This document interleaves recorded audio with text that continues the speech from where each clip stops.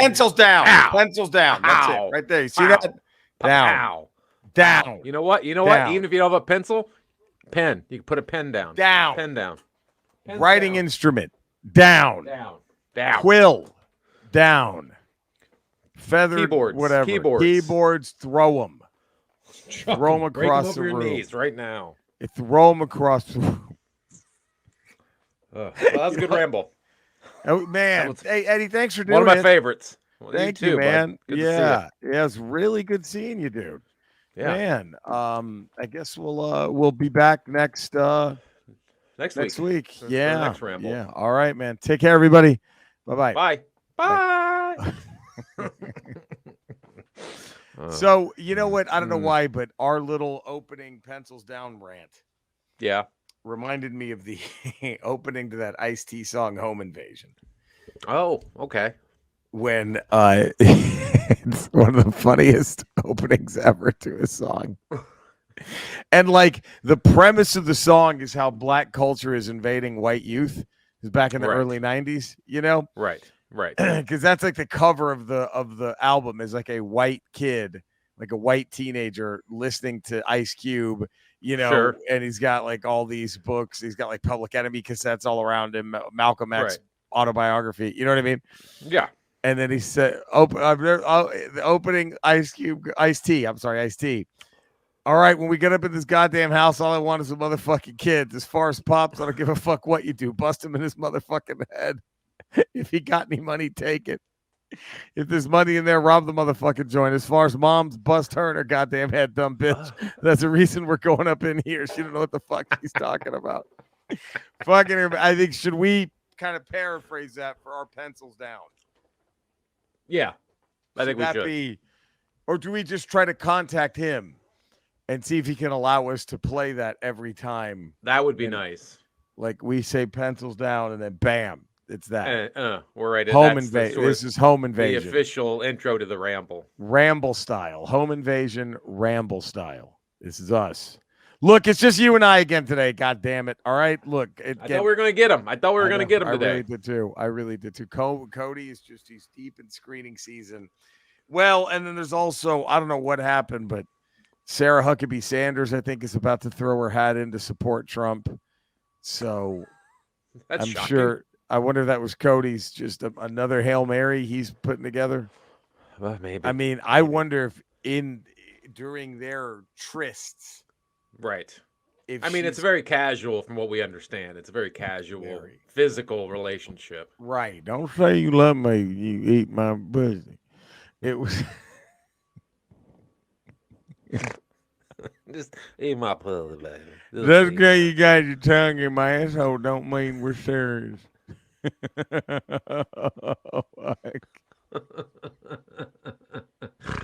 Okay, you got your tongue up in my asshole. Don't mean I'm your girlfriend. I don't mean I love you. Don't mean I don't mean I love you.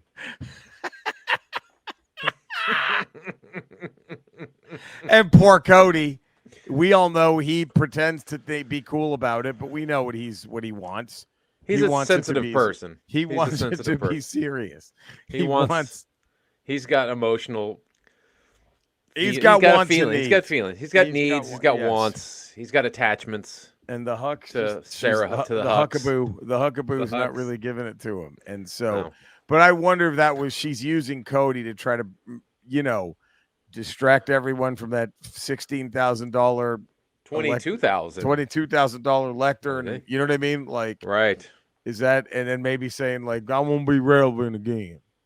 Tell everybody I'm voting for Trump before I let you. Here, I'll let you bend me over this lectern, and you can just go. You can just eat my asshole.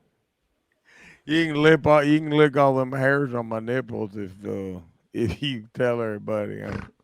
I'll let you lick all them hairs around my nipples. No question. Right? Cody doesn't hesitate. No, he dives right in because he cares. He cares too much. He wants her too bad. And I guess it's better to have loved and lost than never have loved at all, right? Absolutely. When it comes to Sarah Huckabee, hairiest nipples in the game. If you thought, I don't even think you can see the nips. I don't think you can even see them. I think you just see breasts and then just what looks like 2 Brillo pads on her breasts. I don't think you even see the areolas. Hairiest nipples in the game by I far. have to be The goat, Has the goat of hairy the nipples. goat of hairy nipples. There, I give you.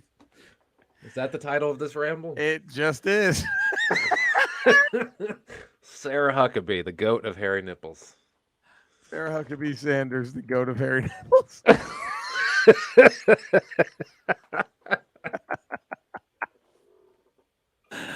Oh fuck! Oh fuck! Oh my god. There's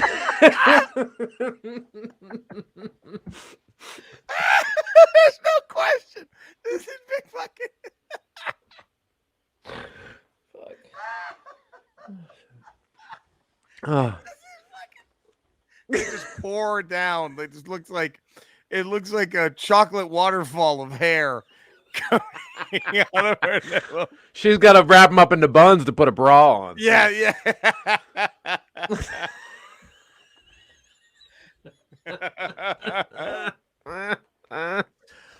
Woo! Ramble. Ramblepod.com. Email us, please. Twitter at Podcast Ramble 1, Instagram at Podcast Ramble, YouTube The Ramble Teeb. We have merch at a T Public page. You can go find that. And man, again, we said it last Ramble Radio. This is Ramble 368, by the way, just barely keeping afloat from the oncoming Ramble Radio surge. Yeah. It's going to be a Ramble wave. It's going to be a radio wave. Ramble proper is just keeping its head up. It's about to, we're perfect storm territory now.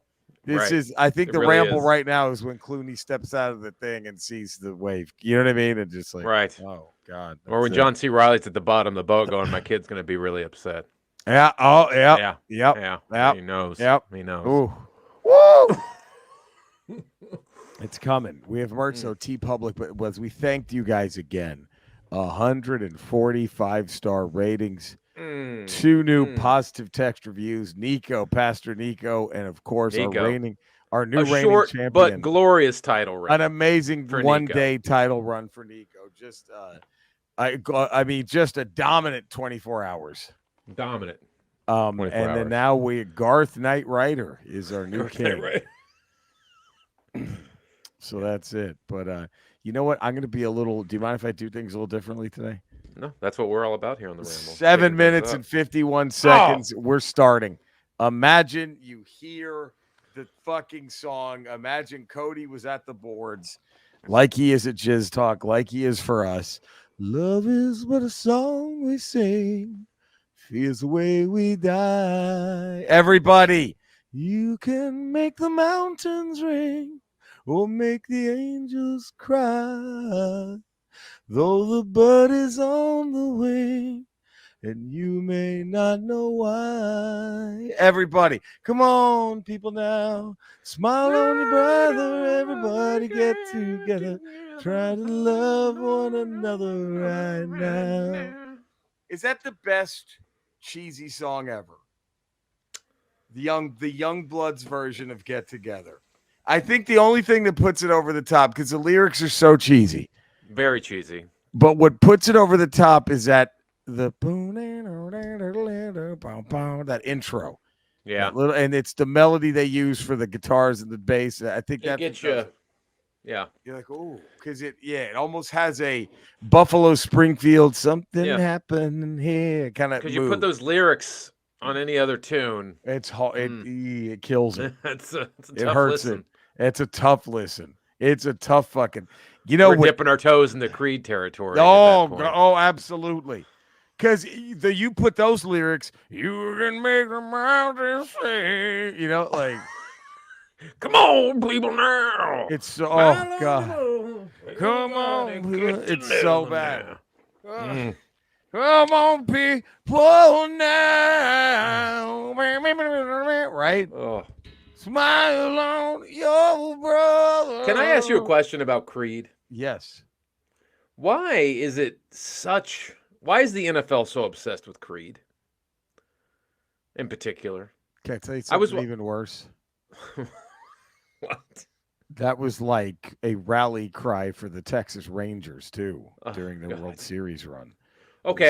Your can world. you take me Okay. higher? Now, what's worse? What's worse? Because I'm a Nationals fan. Yep. You're a Texas Ranger. I Yep. compared this year's Texas Rangers to the Nationals run in 2019. Right. Very eerily similar. You guys had Creed as your Yeah. inspirational song that got you through. Right. If you remember in 2019, the Nationals used Baby Shark. What's worse? Baby Shark Baby or Shark, because that was Can You written for kids. Take Me Because Baby Shark is Higher? written for fucking kids. So give me, it's better than Creed. It's written for, these are adults who are writing songs for other adults, and they're making it that bad. And I don't know. I don't know if I don't like, would it be better? Would I trade the Rangers having never won one for their rally song just being like "Serve the Servants" by Nirvana? Or is that what I have to suffer through to finally see them win a title? Right. And then I have a bad answer, a sad answer for your question. Okay. I think athletes have the shittiest taste in music. They might. They really might. I think they have really bad. I think the NBA comes the closest to being the best. In particular, white athletes, I think, have the worst taste. Yes, in that's music. yes. You're absolutely right. White athletes have the worst fucking taste in music. Not to try to draw racial lines here, but from what I've gathered Well, over a lifetime of watching sports, some of color aren't that great either. Because I remember when A-Rod was a Texas Ranger, his favorite song I heard was "Who Let the Dogs Out." You're like, what are you, 7? What are you, 7 years old? That's you're 7. That's your favorite song. What are you, a 7-year-old? What the fuck is wrong with you? There's no good popular Latin music, even if you want to just, like, my God, I could name you 8 amazing Latin rock bands right now. You're going to go listen to that shit? Pound for pound, white athletes for pound, white guy, far worse taste in music. Absolutely. Latino or black athletes. No question. Sure. No question. And then because my favorite, now this is a Texas Ranger deep cut, but Juan Gonzalez, otherwise known as Juan Gonzalez, yeah, sure. home run hitter. Do you remember back in the early mid-90s when that guy was just a devastating home run hitter? Devastating one. Now, am I confusing him with Pudge? Is that different? Or is that Pudge? Same team, same guys, different same team, different guys. Pudge was a catcher. Pudge was the catcher. Yeah, Juan Gonzalez was now Pudge is a great hitter too. Yeah. Pudge was even better at throwing out dudes trying to steal. He had a laser. But Juan Gonzalez, I will say this. Nothing more exciting. And because, a lot of times baseball players will come out to a popular song at the time, one of their favorite songs. You know what I mean? And it's when they're at home, and it's kind of sometimes can be really annoying. I don't know if Juan Gonzalez just didn't give a shit or if this was his pick, but his walk-up song was the Imperial March. Oh, that's dope. And it was, dude, we all were like, oh, shit. Like a Juan Gonzalez. Bum, bum, ba-da-ba-dum, ba-da-ba-dum, bum, bum, bum, bum, bum, ba-da. I mean, come on. That was, but I think you're right. Yeah, but you're right. White jocks. I mean, I saw Richmond Flowers and Chad Hutchinson singing Chudge. Yeah, it's bad.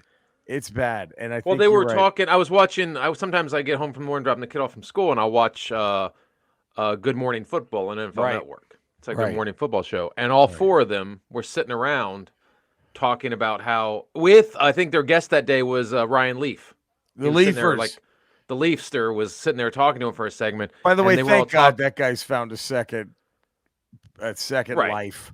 And he seems to be prospering, which is good. That's really good for that dude. Because that guy was going through some shit. But they were all sitting there talking about Creed and how there's a Creed concert next May, and they're all going to go, and like how it's going to be a blast. I'm like, what do you? Well, now is you the also NFL have obsessed to with remember. Creed? You also have to remember, most of the players, and Leaf doesn't really count, but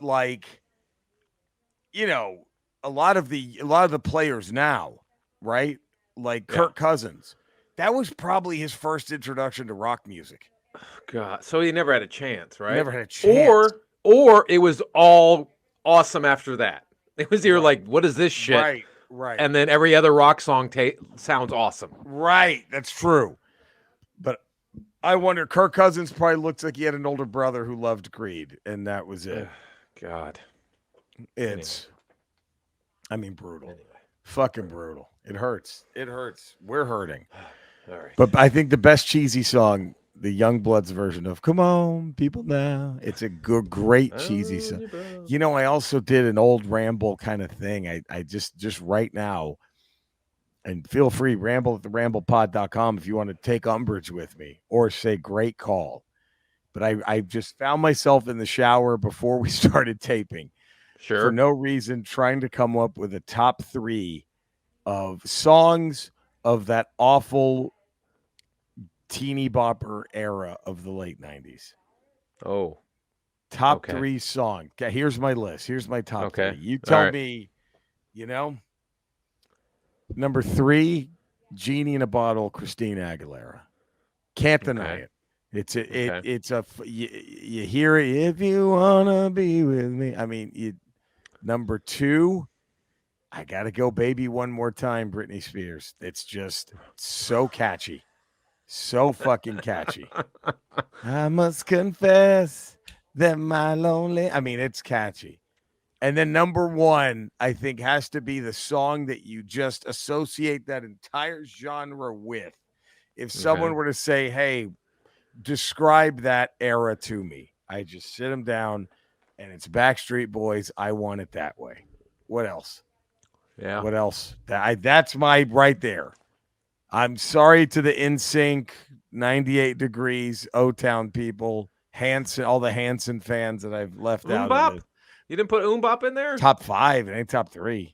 Give me Aguilera, give me Spears, and that Backstreet Boys song over Bop. Fucking Bop, though. It's probably sitting pretty at number 4. You can't turn that off if it comes on the radio. That's what's up, but I'm the same way with all 3 of those personally. It's like, fuck, I have to just fight through them because there's the catchiness is there. Bop. That's number 4. That's your number 4. Oh, man.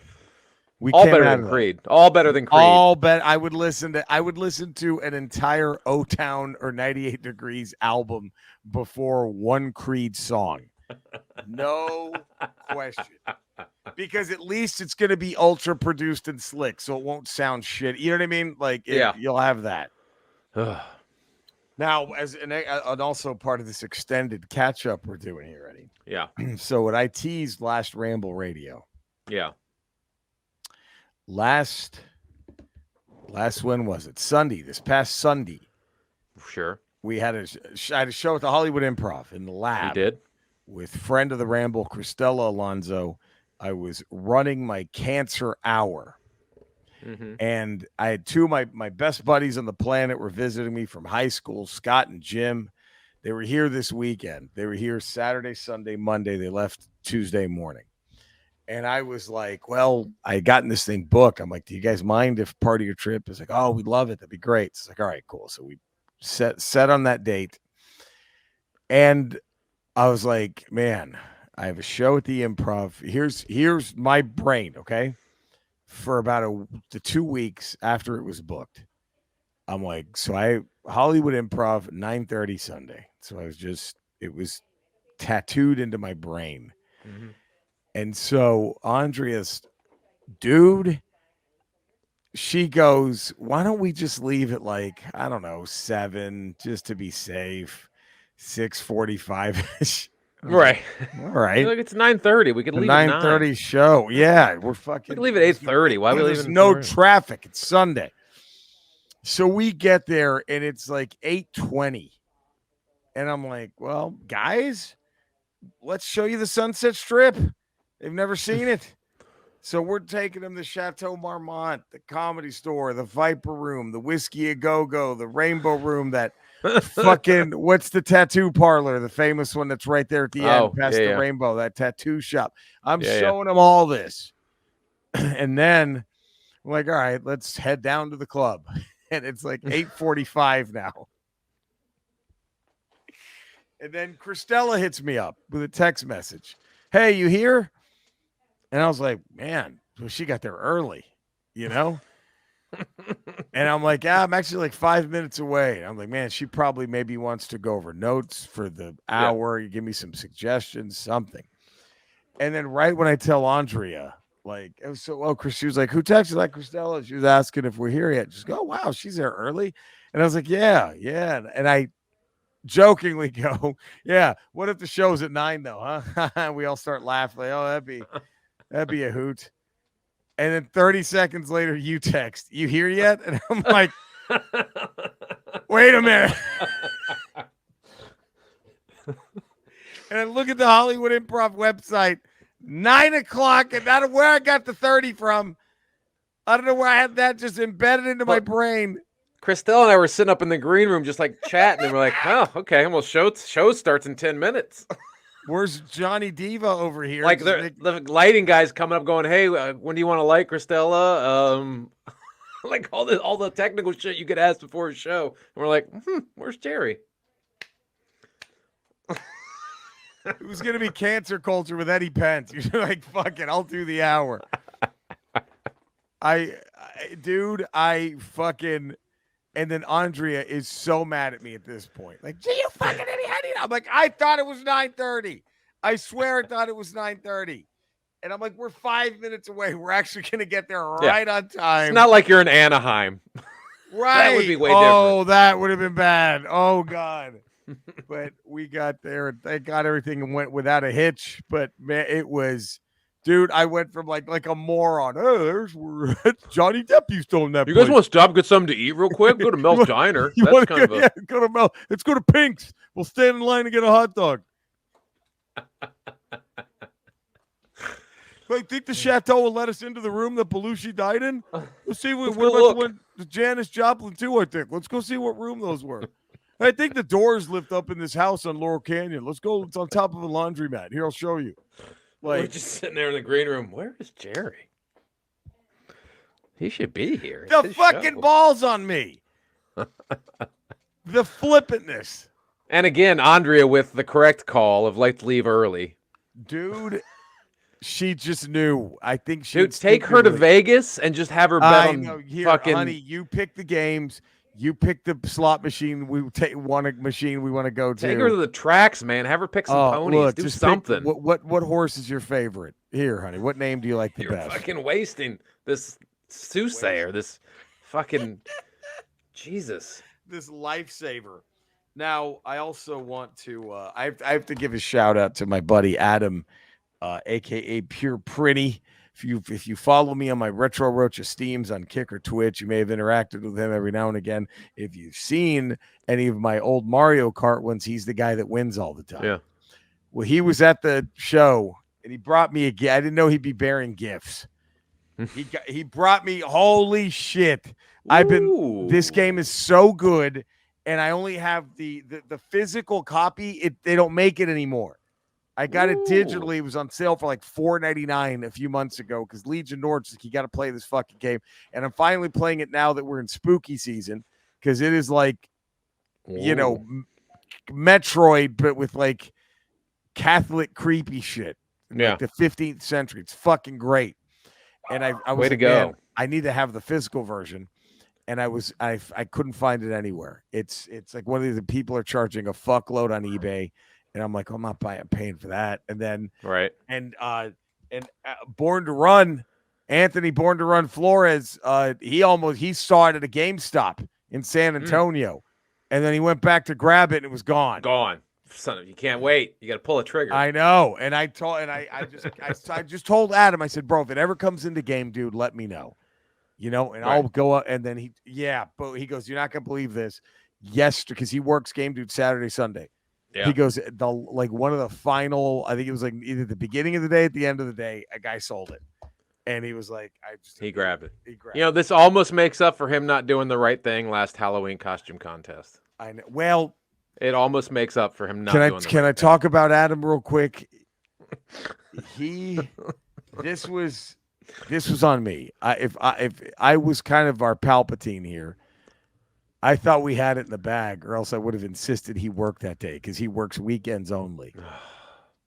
So he would have been our Grand Admiral Thrawn. Like, had he been there, there's no, like how they say, had Thrawn been at Endor, there's no way the rebels win, right? Right. Had this guy, had Adam been at, he was our You Thrawn. told him to take the day off. We You got don't this. need it, pal. We got he would have been our Thrawn, no question. Wow. No question. Wow. No question. Now, a year later, this comes out. Well. Wow. I'm more. That's upsetting you. What's upsetting me is the phone calls that I made to Adam a week after Halloween. Look, we need 4 votes, guys. That's all we just need. 4 more than what we got. 4 more than what we got. That's all we need. That's what I'm more worried about. We're gonna stop this deal. We need 4 more votes. That's all we need, guys. That's all we need is 4 more votes. It was a perfect phone call to game, dude. Speaking of, do we have? I know he's, busy with trials and stuff. Sure. Oh, he still has time to. He still has time to rally. Okay, so what's he talking about in this live feed that we have discovered? It looks like today because there was you guys are hearing this. There was a big election in Virginia. Oh, and I think Don Jr. put out a go fill up your tank with gas, buy some groceries before you vote. So I guess he's really going off on the groceries and the gas prices. Oh, so that's what he's talking about. That's what he's really focused on right now. So I think we're gonna go live. We'll cut into it. Yeah. Senior. There was yet another pungent and unpleasant odor in Jake's 5th floor hotel room when he returned to it late in the afternoon.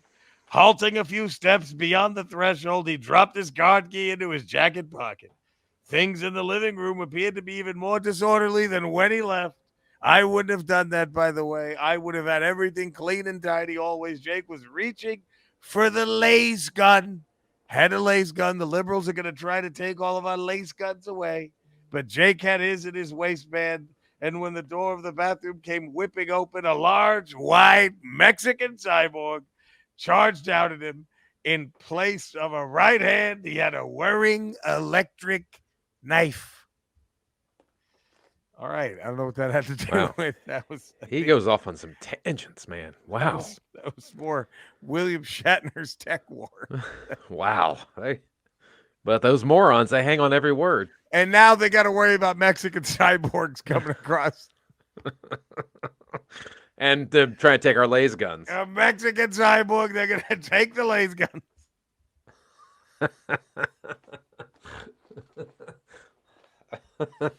God, if I ever started a band, it's Mexican Cyborg. That's the name, right? Absolutely. Like, absolutely. Anything. Mexican Cyborg.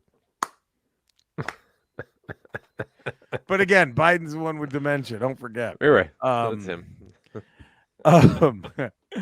And now we're going to we're going to talk about a Super Nintendo game that we wish had existed. Yes. It's time for that segment. And today's Eddie is I wish.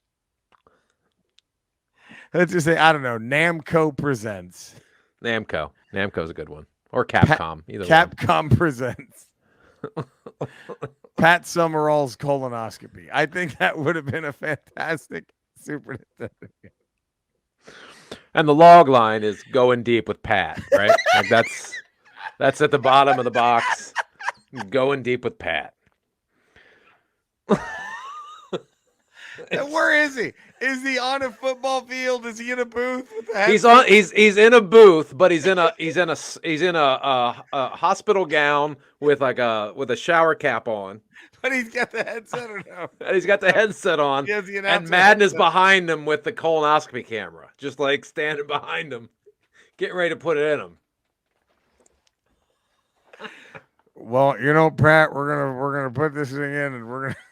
And boom, boom. We're gonna do boom. Boom.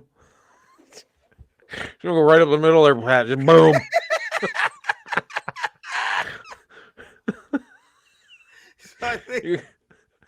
I think the premise of the game is you're gonna see a polyp right there, Pat, and then boom. The polyp is gone. Pancake that polyp. Boom. Oh, there's no bigger heart than that polyp. That polyp plays. That polyp's got heart. That polyp plays with the heart of 4 Brett I say, give me 11 of those polyps, and you got a team. You got 11 step, but give me there'd be having like 11 Brett Favres out there with all how much of polyp. Fucking now. I think the premise of the game is you're Madden, and you're shoving the tube up, but like, and the only way you know if you're doing a good job or not is there's like at the bottom of the screen, it's like that game Doom. There's like a 16-bit Pat Summerall face, and if he does like, then that means you've done something wrong. But if you get every level you get closer up, you get another bottle of Jack Daniels, and then you just pour that in, and he goes back to sleep.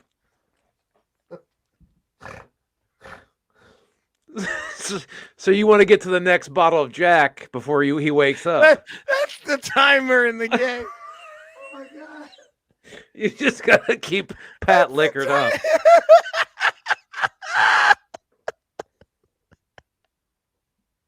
That's the game's timer. It's a bottle of liquor drops.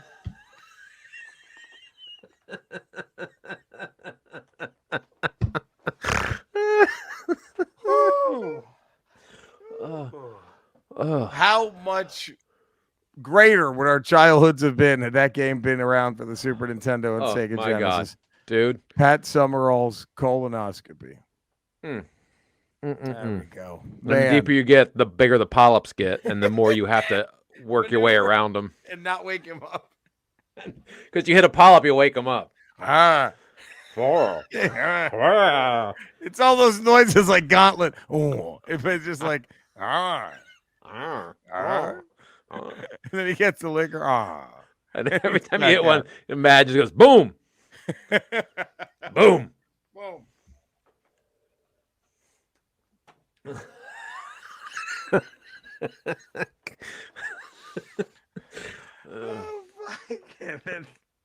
The best part was like it was originally going to be Terminator 2, but they lost the licensing. So at the last second, they're like, all right, look, here's what we'll do. Pat Summerall's colonoscopy. Pat Summerall's colonoscopy. We don't have to change much. Here we go. You just got to keep him drunk. So now we'd also like to introduce a brand new segment. Hey, this one's brand spanking new. Right out of the wrapper, this one. This is called the trading block. Yeah. And we're going to take fictional teams and decide which ones are the most tradable and which ones are the least tradable. Okay? Okay. And for today, we are doing none other than the Thundercats on the trading block. So, do you think you can? Now, I have 12 Thundercats. Okay. And I'm just going to let me start with the bottom 4. Okay. Do you mind if you can have your list? You think I should move people around? If yours is radically different, right? No, yeah. No. But the most and these aren't even tradable. They're the you can't, nobody wants them. Right. Yeah. But so these are the ones that you are trying to throw in if you move Tigra or Panther. You know what I mean? Like if you have to part with Tigra or Panthro, you include 2 or 3, if not all 4 of these. Does that make sense? Right. Yeah. So I have Cloudus, Pumeria, and Lynxo and Bengali. Those are your. Okay. They were late.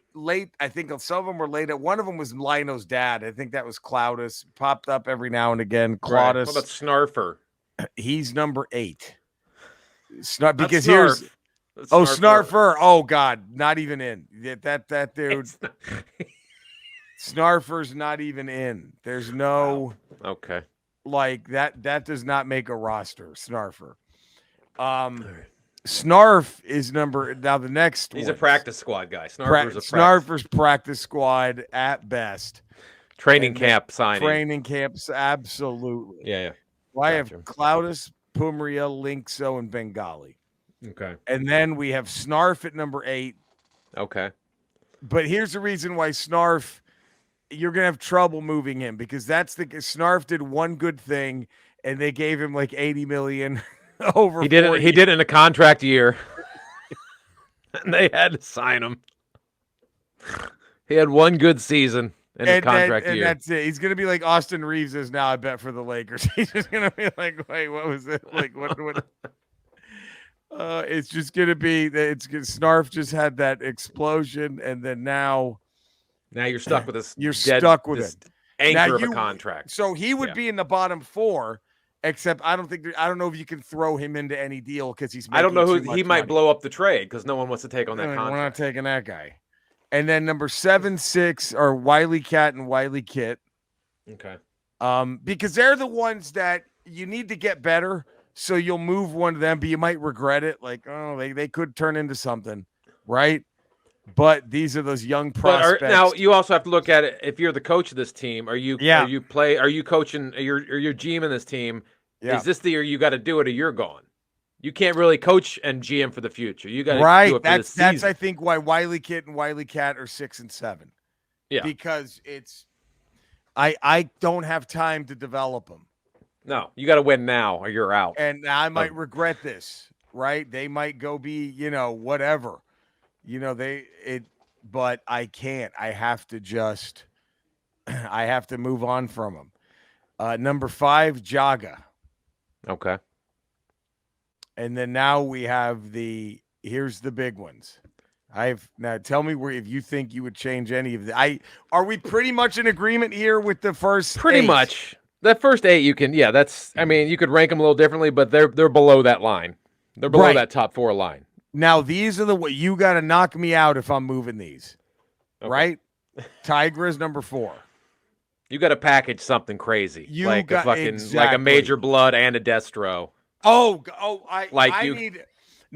don't know about that, dude. I need Major Blood, Destro, and 1 Dreadnought if I'm moving. If I'm going to move any of these. Wow. I'm telling you, you're giving me Man-at-Arms. You're giving me Tila. You know what I mean? Wow. Like I'm getting both of them. I mean,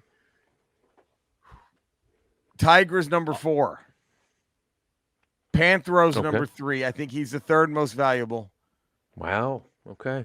Chitara, because she's number 2 because she never really lets him down, and she puts the asses in seats.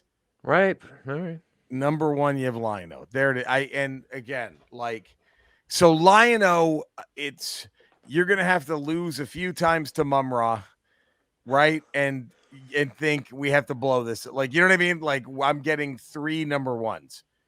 That's what I move Lionel for. That's what I move Lionel for. At least 3 number 1s. But you could move a Lionel out of there, and you could run your team with Chitara and Panthro. So wait, who do you think? So who's your most untouchable? I'm just saying, if you can get, I mean, it depends. Are you winning with Lion? Like, are you if you're obviously in a position where you're coaching for your career, right? You're coaching for your job this season. Right. Lionel hasn't been paying off for you. If you're coaching for your job, that's true. And then now the fans are wondering, how long do we have to pretend this guy's gonna be the answer? Right. Maybe he's not. Maybe he's not. But if you're not coaching for your job, I still think those are the top. Those are the bottom 8. And then I still think I would move. I mean, Panthro, I would move him up to 2 just because to me he's the heart and soul of the Tigers. He's the brains. He's the brains. So, when he was their inventor too, wasn't he? Yeah.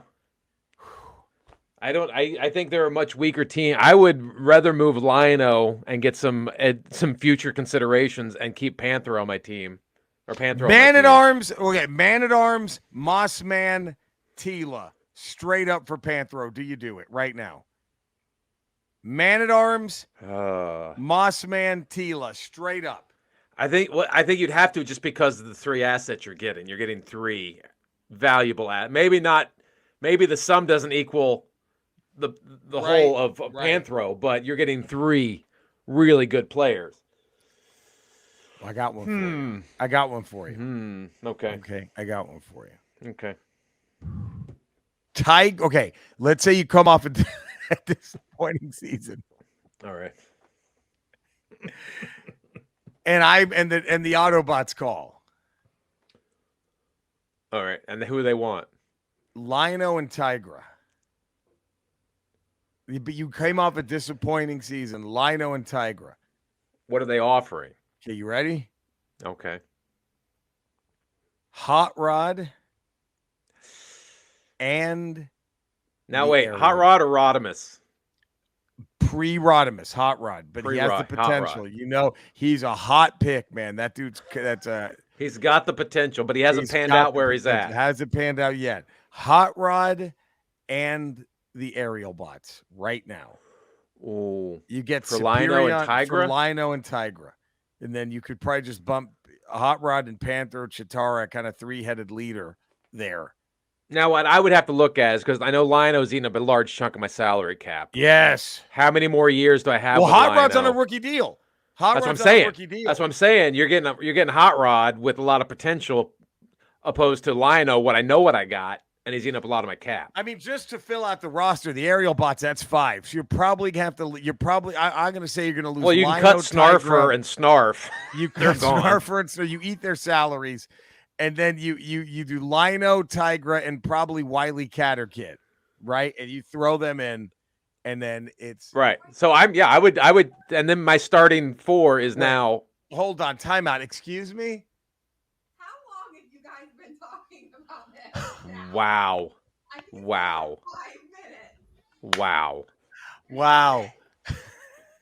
Wow. There's nothing wrong with us. There's nothing wrong with us. God damn it. When do I get back to man talk? Back to men speaking. When do I get to trade Andrea? Jeez, right? When she's on the trading block. That might just be a dump. Just cut that one. Salary dump. Just a salary dump. Just cut it. Okay, right, so your new 4. I would pull the trigger. You got Hot Rod. Yeah. Who could turn into a Rodimus Prime. Yes, on a rookie deal. And the aerial bots who instantly give you Superion. Nothing like that Mumra's got. So you got Lino, and who's your 3? You still have Panthro, you still have Chitara in your top 4. Chitara, and who's your 4th one? Who's your 4th one? You lost Lino and Tigra, but you still have Chitara and Panthro.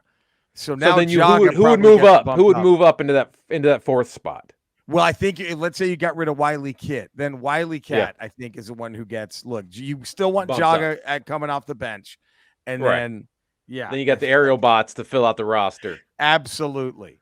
You can get rid of dead weight and Snarfer. Absolutely. That's a good starting. You got Hot Rod, Panthro.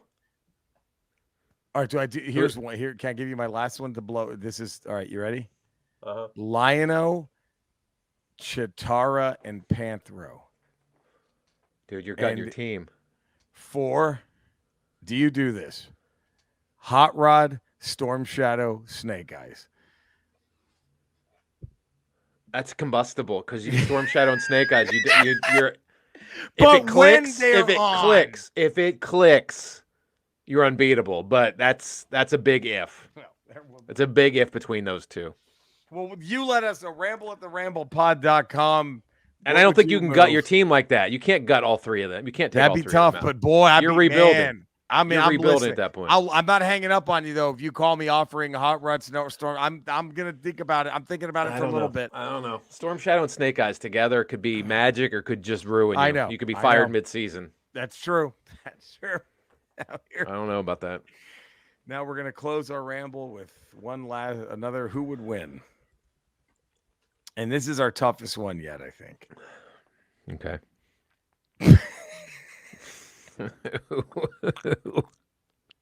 Okay, this is an instant classic. Can I preface it with this? Okay. This is Godzilla Mothra. This is Optimus Prime Megatron. Shawn Hogan Michaels, Andre. Bret Hart, Hogan Andre, Stone Cold The Rock,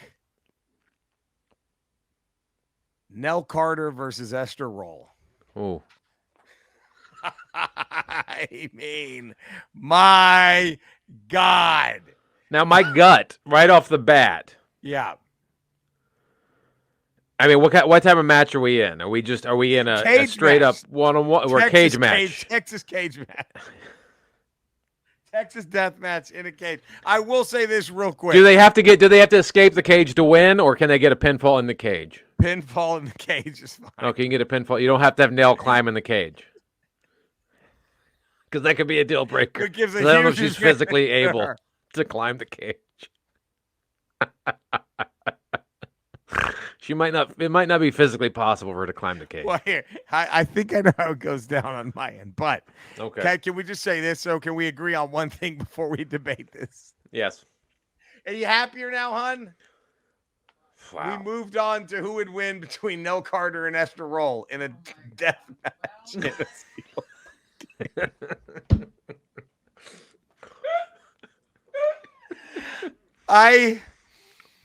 Okay, well, let me just preface before we get into the fight, before we break down the fight, Eddie. Yeah. If this happened at the Royal Rumble and they were 1 and 2, how hard do you pray for the life of whoever comes out number 3? That person is dead. Am I wrong? That's a dead person. It's a dead man walking. Whoever gets number 3 it's toast. Out. Yeah. Those two, that dude's eliminated. I mean, faster like Santino record fast. But Santino we're not in that. Morello. We're in a one-on-one Texas death match in a steel cage. This is how. But my point is that's how tough this is. Yeah. Because if they were 1 and 2 with the Rumble, whoever number 3 is I don't know if they're 1 and 2 at the Rumble. If they don't just take out every single person who comes in and then finish the Rumble taking out each other, I don't know. But I have Ester Rolle winning. I have Ester Rolle taking this in the closest of close ones. Okay. I think what happens is Nell Carter brings out with the rest. So Ester Rolle does her second F5 on Nell Carter. Okay, wow. So Nell already popped up from 1. Well, you're not getting nailed down with 1. That's not happening. She does her second F5. But, of course, Nell's boot hits the ref square in the chin. Right. And he's out cold. Ref's out. So Ester's on top of her for 12 seconds. The crowd, they're just like, what the fuck? She's trying. And then Ester goes to wake the ref up. Carter gets up, okay? While the ref is gone. From under, she crawls down. She reaches down from the cage, and from under the cage, she pulls out the vacuum cleaner that she used to accidentally suck up the fish tank. And with the ref distracted, she just chokes Nell Carter with that. Right? She's already committed one. She chokes Ester with the vacuum. She's already committed 1 homicide with that vacuum cleaner. Right now, what's another? So she's choking Ester, and Ester's flailing, and then Ester says slowly, and she drops. And then so Nell takes the vacuum cleaner, throws it away, slaps the ref, right? Right, wakes up the ref. But she gets greedy. Oh. And she does what you thought was impossible. She climbs to the top of the cage and does the Superfly Snuka. And right as she's coming down, Ester rolls right out of the way. Bam, she just hits the canvas. Ester then picks her up, does the third F5, and there it is. Wow. That's how I see it going down. That's a great. I agree with you up to where the ref gets knocked out. Oh, so you still have Ester winning. I still have Ester winning. I just have a different way of it going down. I'm ready. Let's go. So the referee is now unconscious. They're in the cage, right? Right. At that point,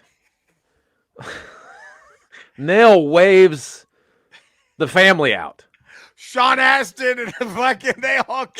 Chief, Sean Astin, the whole white suburban family comes running out, right? She's waving them out a la Four Horsemen, right? And she unlocks. You hear the, give me a break. Because it starts playing. Ester deserve it. Crowd pops. Whole family runs out. She unlocks the cage. They get in. They're just going to town. They're just Garvin stomping the shit out of Nell Carter, out of Ester Rolle, right?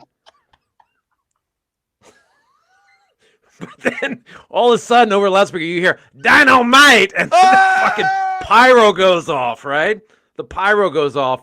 Out comes all of Ester Rolle's family, including the janitor. Does Booger come out?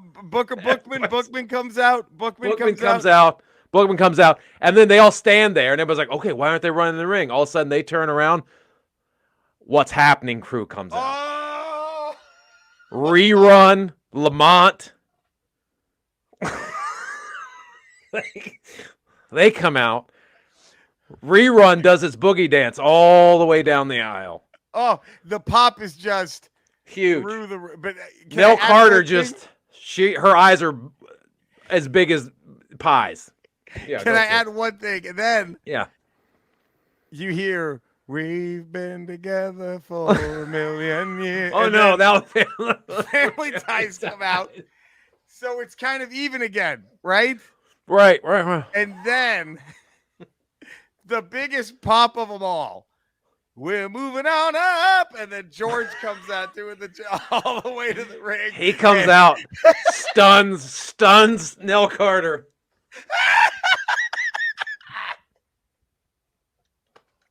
Rolls the now unconscious Ester Rolle on top of Nell Carter. Wakes up the ref, and then he leaves the ring. Ref wakes up. 1, 2, 3.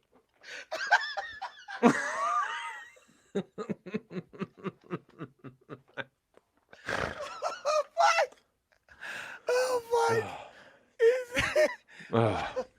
Let me ask you this: I dare anyone to name a better pay-per-view match than what we just gave you, right? I dare anyone. That's a 5-star right there. That's 5 stars.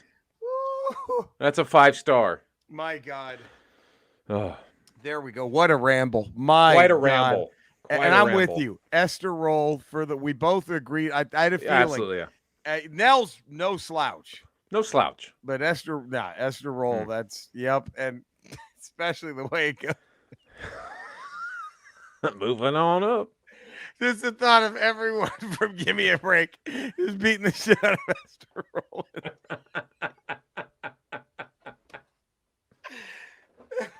The Good Times cast comes out. Then what's happening? Then Family Ties tries to even the score. They're just all taking care of each other. They're all taking care of each other outside. Just moving on up, and then comes Fred. George Jefferson just does the Jefferson strut the whole way. Stuns Nell. Oh fuck. Oh shit. What a ramble, Eddie. What a ramble. God. And to think we give you this for free for crying out loud. Come on. Oh God. Next ramble, we're going to bring back the goosebump moment of the day. Nice. We're going to give you our game or video game or toy of the week. And I think we have our tallest order yet, Eddie. Maybe we'll have Cody to help for this. We're going to do the devil's advocate. Ooh. We're going to defend the debut of the Shockmaster. We are going to somehow. We can do that. We can do. Can we Kellyanne Conway? I think we can do that. The debut of the Shockmaster. So there we go.